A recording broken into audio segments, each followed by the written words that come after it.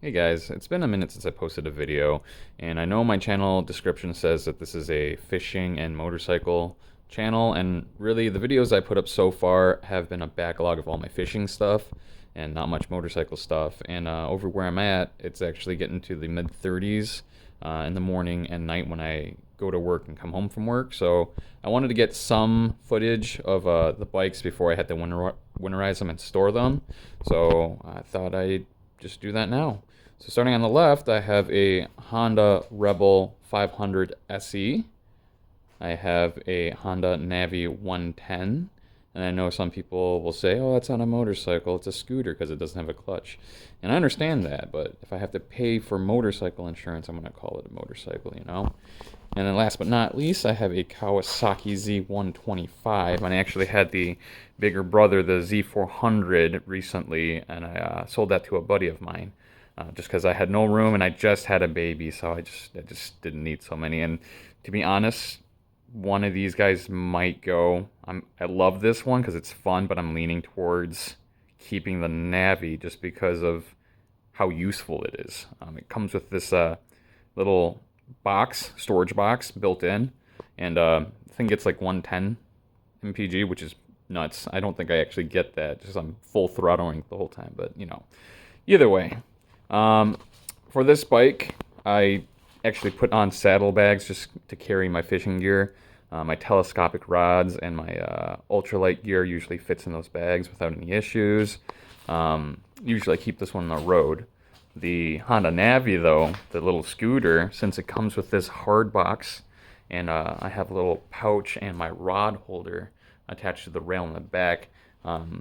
This is kind of where it comes in handy that it's clutchless and is CVT. I can take this thing into some pretty sketchy locations, and I'm pretty comfortable with it too. Last but obviously not least, the Rebel over here, the big box on the sissy bar. I keep all my gear in there when I take this out, and then the fishing rod holder is over here in the on the engine guard. So yeah, these are my three steeds that I go around and do hoodlum stuff with. Yeah, obviously, please forgive me and ignore all the leaves and the junk in my garage. I'm still in the middle of organizing and cleaning everything before the winter. So hopefully I get some footage of these guys out on the road and with fishing gear before the snow kicks in. Hey guys, I thought I would just share with you what my daily kit looks like. This is a bag that I keep with me pretty much at all times. And it kind of has a little bit of everything. Stuff for panfish, stuff for largemouth, creek fishing, pond fishing, lake fishing. It's all there. So all of it usually fits in this little fanny pack and this case for the recording material. So let's start with that. Obviously, I'm recording with my phone right now. I have a tripod for static shots from behind. This is actually a neck mount magnet for my phone. This attaches to this, and this I wear like a necklace. And that is a metal core that you can kind of pose, which is nice. This is the external lavalier mic. I have two cameras. This is actually my older helmet cam for my motorcycle. I got that as a gift, and I just picked this one up recently to record these videos. Floats. We always have to have some floats. I only keep a couple on hand. Got the rattling, I think, Mr. Crappy float here, and then just, a couple other ones, inline ones, and your traditional ones. I usually keep some soft plastics in here, so this is just a container full of mismatched ones. But for the most part, I got different yum dingers, trick worms, robo worms, or if I throw a Ned rig, I got a couple curly tails, and then like a little swim bait here. And when I want to fish for something smaller with my ultralight, these are usually the swim baits that I go to. I love this brand. These guys never do me wrong. Usually throw that on a 1/16th or 1/32nd jig head. I usually keep some of these with me, the Gulp Alive minnow and the Gulp Alive trout worms. I'll use those on mosquito hooks, drop shot, or I'll just free line them. I have a couple of these homemade DIY fuzzy dice or Q bombs. that have been kind of coming from overseas and people are kind of using. And I know I have a little bit more than I need in terms of cutting utensils, but you never know when you might drop something, right? So nail clippers, hemostats, braid scissors, and then this all-in-one pliers, scissor, split shot, and split ring plier. Gotta have myself some trout magnet. I got EWGs, swim bait hooks, trebles, which I rarely use, wacky rigs with the weed guard, and then some bigger ones. This I only use for when I'm fishing for like catfish, and that's really when I'm bored and have nothing better to do. I'll be reading a book or something on the side. So these little kits I'll keep. So this green one usually is all terminal tackle. It's all hooks, different types of hooks and jigs. This is more so if I needed to go and make a rig. So I got the barrel swivels, snap swivels, bullet weights, obviously I'm not going to name them all, but all the stuff here to make myself a rig. And this is kind of my kit for if I'm in a rush and I don't want to bring anything else. It has a little bit of everything in it. These are nice little clamshells. They just snap close. So, yeah, that's my kit. Morning, guys. So it's about 45 degrees today, so I decided to take the bike out. I have my helmet on right now, so my voice might sound a little weird, but I just want to show you really quick what I was talking about with this little Navi. So all the gear that I showed you yesterday fits perfectly in this little box, which is super helpful. I need the key out to go and actually lock it, but this just goes up. Now, the fishing rod holder goes like this. It does extend a ways back, but I've never had a problem with anyone running into it or me catching anything, so it's super handy. I think I'm going to go and visit one of the ponds. It's a little harder to get to today, but it is the location where I got my PB largemouth, so hopefully I get something to, bite today. Guys, I forgot to change with the battery to my camera, so unfortunately you don't get to see the nice fall colors on my way to work. You just get to see me pull out of my subdivision. So I decided to use a voiceover for this part of the clip because with my phone's original audio, there's a lot of wind noise. And I didn't want to subject you guys to that buffeting. Here I'm just kind of explaining the benefits of having the Honda Navi with it being a CVT and not having a clutch, going into these little areas that might have a little bit more loose sand and gravel. You don't have to worry about feathering the clutch, and there's just a little less things you have to micromanage in your head. Um, and honestly, the motorcycle itself is quite affordable. So if anything were to get damaged, it wouldn't break the bank. I've actually had a friend borrow this motorcycle and take a pretty nasty spill, and in order to fix it, I think it cost me maybe $50 for a fender, a headlight, foot peg, and new handlebars. So it's actually a very, very affordable option for someone who wants to perhaps get into motorcycling.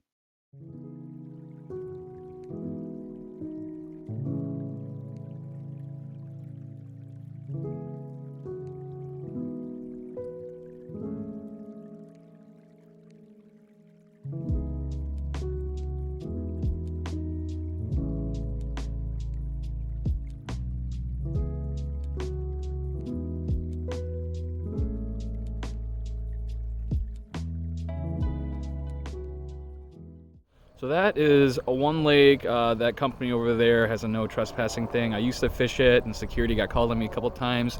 Security guys were really chill. They didn't really mind, but they were just saying, it's company policy, so I'm not going to give them a hard time. I can get to it, but I have to bushwhack a little bit, and there's a lot of muck and mosquitoes and probably ticks. I don't want to mess with that too much. This one right here is where that largemouth came out of, and we'll see what we can get today. And then from my profile pic, you guys might have seen, but this is where I parked the Navi for that shot. So, yeah, wish me luck. Okay, guys. So, like I was saying, let's start off with going weightless Q-bomb, DIY Q-bomb, using the weedless wacky rig. We'll see if we can hit anything here. I just did switched the braid, so hopefully that helps the castability a little bit. And the braid I had was moss green, which is usually what I like, but does not make it easy to see it on the surface, I'll tell you that. Don't have too much hope throwing weightless. Oh, just got bit. I don't know if you guys saw that line go, but it might have been one of the gills. It was probably a gill. Yeah, they're going after it, but not a bass. I'm always wondering if they do get taken, like, will the bass inhale the whole thing because there's so many little, arms for it to vacuum and hoover up? Or will they kind of just take the arms and leave the hook just dangling out of the mouth? We'll try this for a little bit, and then I'll switch lures. I know River Rat had just posted and suggested I do some like lunchtime challenges, and I did take a little PTO today, so this will be like a 2-hour lunch. But I'm open to suggestions, guys. It's currently about 2:30, so late afternoon. The bite can be a little rougher. Hoping to get something though. It really sucked to burn PTO and get absolutely nothing. I feel like the bass really have not been biting as much. I've had, decent luck over in the creeks, but that water's usually a bit colder anyway.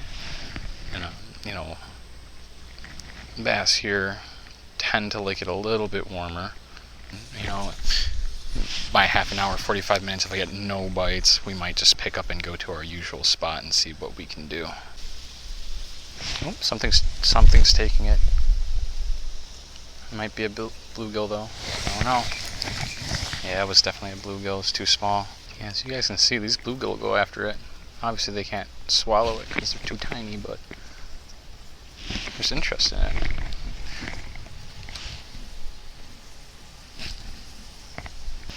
Okay, we're going to give this a couple more casts and then switch it up, because I don't want to be spending too much time doing something that's not working, Look at this, guys. I don't know if you saw it in the water before, but look at the way that falls. Look at those arms. And if you twitch it, I don't know about you, but that looks pretty tantalizing to me, especially with the slow falling. Oh shit, guys, there's a giant bass right in front of me. Holy shit. Oh my god, guys.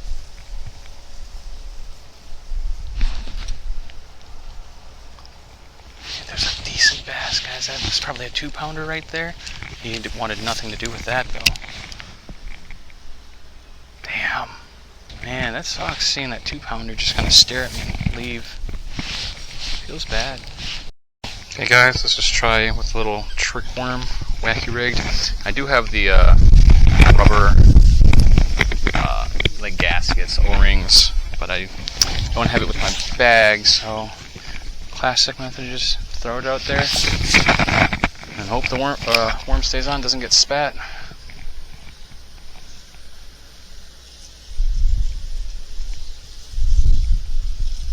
Oh, there we go immediately. Oh, damn, guys.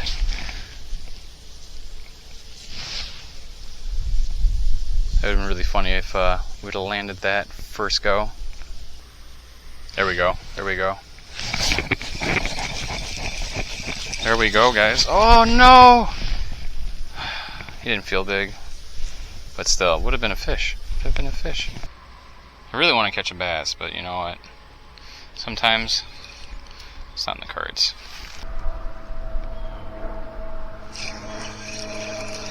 There we go, guys. Where are you? What are you? Oh, it's a bass. Yep, it's a bass. Here we go. Here we go. Okay. Okay. First one of the day. Took a minute to get him, but I'm not gonna complain. I felt him. I was actually adjusting the mic. I felt the lion kick. Little dude. Nothing super good, but hey, I'll take it. Thank you, friend. Alright, guys, we might pack up and go to the second spot, because I'm not feeling it here.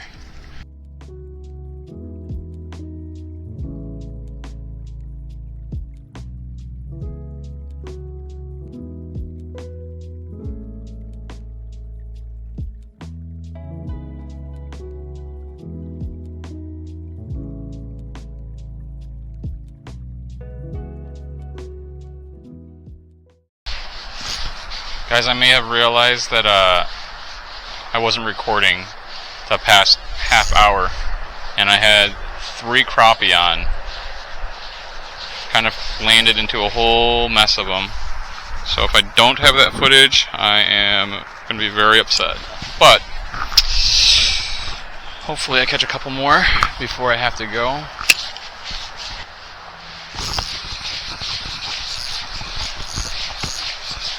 Here's another one. Ooh, this is a decent one. He's okay. Not huge, but I think he might be one of the better ones today.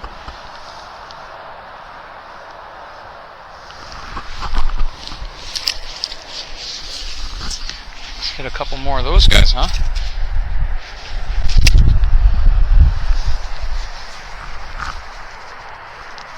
I'm telling you, the paddle tail. Paddle tail is my go-to. Oh, I had a tick. Just a little tick. There we go.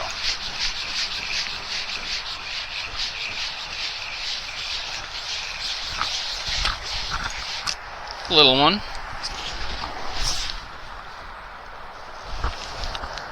Still very pretty.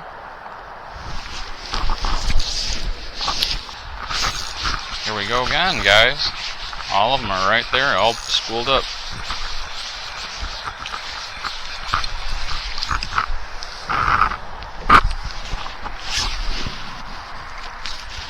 Whoa, relax, relax.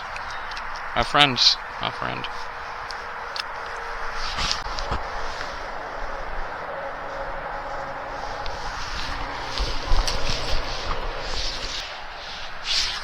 Oh, just missed one. Ooh, that one hit really hard. He doesn't feel big, but he definitely hit hard. It's alright. It's not horrible. Okay, I need you to work with me here, guy. There we go.